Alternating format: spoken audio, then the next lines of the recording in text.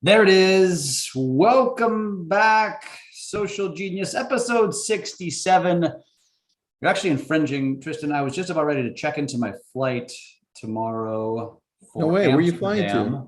Amsterdam. What? So by the time that you listen to this, I will already have come and gone from Europe. But Wait, as we're talking, how long are you going to be in Amsterdam? like 10 or 11 days. Well, no, 3 days in Amsterdam, 3 days in Paris, 3 days in London. We're gone for 11 days. I'm going to text you and Valerie Van de Zilver. We've already talked. Oh, okay. Never mind. See, you go. You know. Yes, she is. Her husband's from there. This was a short episode. I can't believe it. This brought everyone a lot of. Actually, you know what? I will say this. I probably am going to do a post. This is just an idea for everybody listening. I'm going to do a post that says I'm on my way to Europe. Pay attention to my stories and follow along, and like just kind of do a post to kind of tell people like, hey, you want to go live vicariously on my European trip? Go follow my stories. I'm going to follow. Well, you do anyway. I know, but I'll extra follow now. So there's a tip. I don't know how I'm going to execute it yet, but pay attention for that. So when you go on vacations, like people love that stuff. Your audience loves that stuff. It's how they get to know you.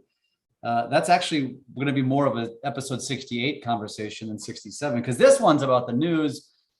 Let's start, Tristan, with what Meta is doing with AR and VR and the glasses. And there's something you want to talk about. So let's I think AR. I still think AR and VR is really the next step before the full-on jump into meta world that we've been talking about.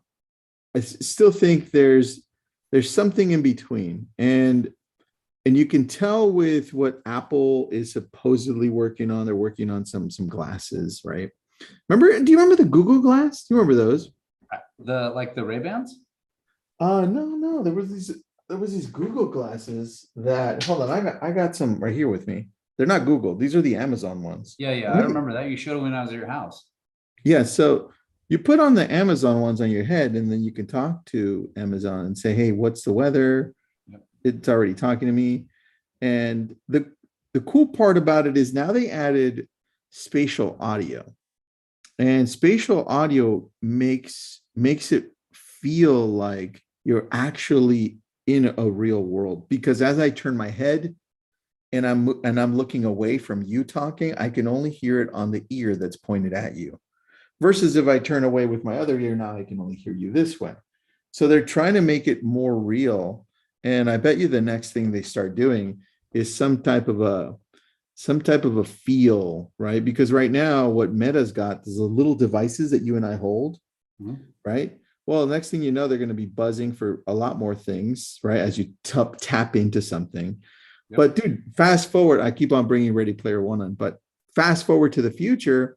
Do we put on full-on gloves? Do we put on full-on suits? Do we put on, what do we do? Because we want to be as immersed as possible. And dude, I don't know, because it's like a wetsuit at that point. Yeah. Right. But there are all these little stages on the way there. It's only a matter of time. I mean, but one step at a time. And I think we're getting a little bit of that of ourselves, but I think you're going to have like suits that have features like wind and touch and water and things that actually give a real feeling. I think that's a little bit farther out than just what we have yet to do, which is take our Oculuses and go do something together in a virtual world. We need to do that. It's your fault. I'm just going to blame you. We have to do that by the end of the year. By the end of the year, we have to do that. When you get back from Amsterdam. I took it one step further and just came to your house, and we just did it for real. We did. I know that was way better. That was good. Anyway, spatial audio. The Ray-Bans have them. The AirPods have them. They're going to be adding them to the Meta world under the AR VR experience with the headsets that we've got. But I think that's just another addition to making you feel like you're part of the world. It's a good addition. These are the little things we need to be paying attention to. I'm excited about the new world that's coming. And I'm going to do the rest of this podcast episode with my Oculus on. Dude, how the hell do you know where I am? I can't see anything right now. That's so funny. That's so funny. Oh, that's so good. Well, look, with that shift, I think it's important to also talk about how a lot more small businesses are looking to use TikTok as a place to throw their money for marketing. And I think it's important to take a look at, because there were 7,000 businesses that were surveyed recently. And out of those 7,000 that were surveyed, 25% of them showed that they were currently working with TikTok, paying TikTok to either showcase their videos more, market with them in somehow, brand awareness, anything along those lines. And it's so close to how much they spend on YouTube, which to me was a big aha. It's like, okay, this is a little different. YouTube's about 28% in this survey of 7,000 small businesses. Yeah. TikTok is 25, 26. That's so close, man. I mean, look, Facebook's still all the way up there at 87 and Instagram's at 75. But I tell you what's going to happen over the next 2 years. A lot less people, you're already seeing it. A lot less people will put money in Facebook as far as advertising, and will shift it over to TikTok. Look, I'm doing it. I'm no longer advertising on Facebook at all, like $0. All of my money for branding awareness is going to two places, TikTok and YouTube. That's it. And it's working so well. And I'm happy. Tell me a little bit more about what you're doing or what your goals are with your TikTok spend. Because I've done it too, and it's fairly intuitive. It's very easy to use. But what are your goals? So I've actually tested out it in two ways. The first one was to grow an audience for my newsletter, and then to get some type of online leads. That worked okay. It didn't work as well as I would have liked.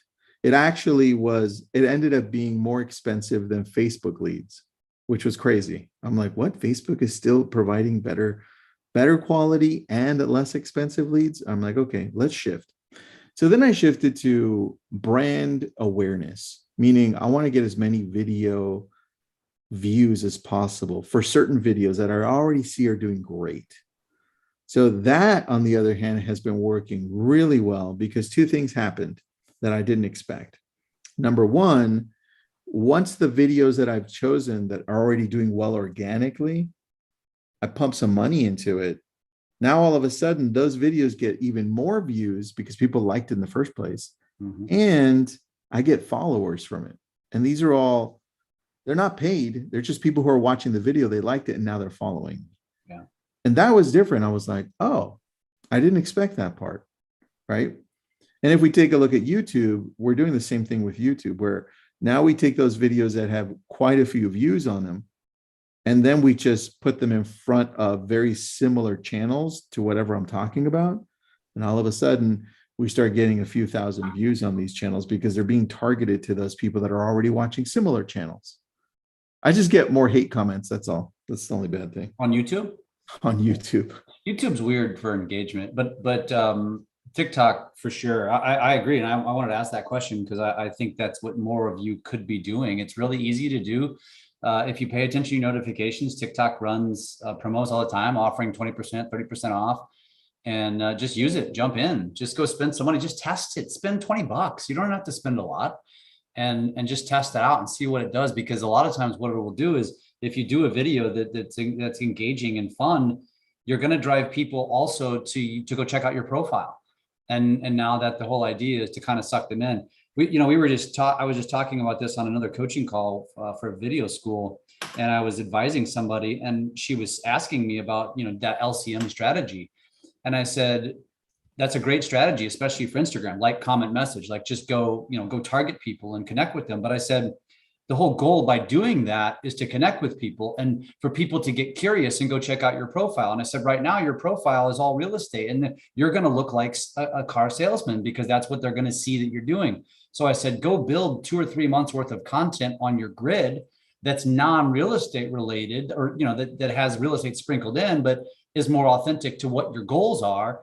then go execute the LCM strategy, because you're going to get more people that are going to be more interested in connecting with you because they think you're a real person, not just a real estate agent trying to get business. That's a good point, dude. I like that. Random point, I think, because I can't even remember why I shifted to that, but here we are. No, that was good. I like that. And to stay on TikTok, TikTok just announced the full merger of US users data Yes. to US based systems. And that means that, I mean, who knows what the heck that actually means, but at least it looks like all of the data is now going to be in the US versus the Chinese database. And that means everything's finally merged over to the US. They're actually deleting it off of Chinese, off China's servers soon. So it will be completely off. So anybody who had that, which is ridiculous at this point, if that's still your concern, you're probably so far to the left or right that you're gonna have a conspiracy about anything. No offense, but it's probably true. This is about marketing. This is about branding. This is about an evolution of your business, and TikTok is it. And you should be paying. You should be doing more than paying attention at this point. I like it, man. I like it. I love that. I love that too. Finally, it was a long transition, but it's happening. Yep. I like it. And then speaking of the future, NFTs as stickers on Instagram. I have seen that. And I like it, man. Have you tested it out, or I've not? No, I've actually been using less stickers and just been using my stories to tell stories more than anything, and just focusing less on stickers. But now that they're putting these back in, I absolutely will, because you know that Instagram's probably going to favor you as a result of doing it. Not to mention, NFTs, not to go off base, but it's the future of our existence. It's how we're all going to be cataloged. Your houses, your cars, you as a human, it's going to be your social security number. You're going to be an NFT. So, getting in on anything NFT related, in my opinion, even though this is completely separate, it's art, essentially. It's digital, but play along, play the game. We always tell you guys this: everything that's new on these platforms, if they exist, use them, because it only is going to help probably your visibility. I'm already an NFT. I don't know what you're talking about. Well, then you're a robot. I'm actually posting right now a story. I'm trying to find. And you're trying to find an NFT? I'm trying to find the NFT. I have the avatar, which is cool. It says here that, so they're testing. So it may not be available, but it'll enable you to place 3D objects into real world scenes, which is really cool. So they show an example here of a rainbow over the top of people eating a picnic, and it's in 3D. And so it looks like it's there. It's actually really cool looking. This is just advanced technology, man. Dude, I'm digging this. I'm just putting a whole bunch of GIFs too, so. Now you're just going over the top. Now I'm just having some fun with this, but that's exciting. I don't know that it's available yet. In fact, I'm gonna go click on a story here and just test it as we're talking as well, because I have one teed up. I don't think. I'm not even sure how you would necessarily know. Is there another vote coming up or something? Because those are the top stickers on my. I see that. It's ridiculous. I mean, I know we have an event coming up on August 11th. Why is there always a damn vote? We should put, you know what we should do? We should put a little event GIF. Yeah. Put just type in NFT in the sticker box, and it does show some stuff. I'm not sure. I don't think it's very 3D though. No, it kind of is like this guy. Look at that guy dancing on my screen. Oh yeah. I like that. I don't know. All right. Well, Either way, pay attention to it as you see it come up. Even if it's not there yet, it's coming. So when you see NFTs as a sticker option for your stories, use them. I like it, dude. Well, I think that's going to be big, and I love how Instagram consistently copies everything that TikTok does. So I'm excited to see what else they copy next. Because they just lack original ideas. On copying, though, LinkedIn just copied somebody, because they finally decided to put in a funny reaction. And you remember the reactions here? Yep. I'm going to show you on my screen. And for those of you not watching live, I'm showing you all of the reactions, the ones that Facebook has, the like, the clap, the support, the love, all those little dudes or dudettes. And the one in the middle is new. It's a little funny emoji and it's laughing. It's got a little happy face and it's blue. So I tested it out and I'm here to say, Jeff, it works. So there you go. Big news. Amazing.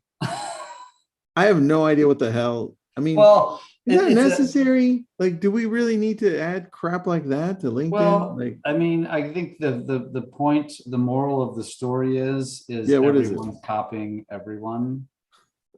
It's And so that moral goes back to what are you doing with TikTok? Because everyone's basically copying TikTok. So my gosh.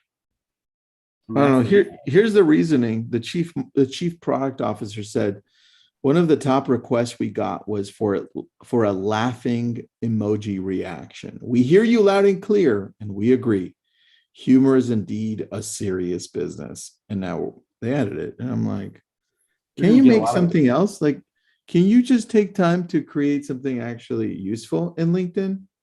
Well, it's no offense to the LinkedIners out there, but a lot of the diehard LinkedIners are very like they want to keep it old fashioned, which is a testament to the user that leans LinkedIn. I mean, it's just I like LinkedIn. I don't mind it. Well, then you're old fashioned. I mean, I don't know what to tell you, pal.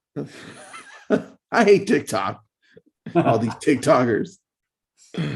That's it. I'm done. Well, good, because this episode's over. Oh, that was fast. Episode 67 is in the books, my friend. We're going to come back on number 68, and we are going to talk about some very specific tangible strategies. So if you're watching this or listening to this and it just was released,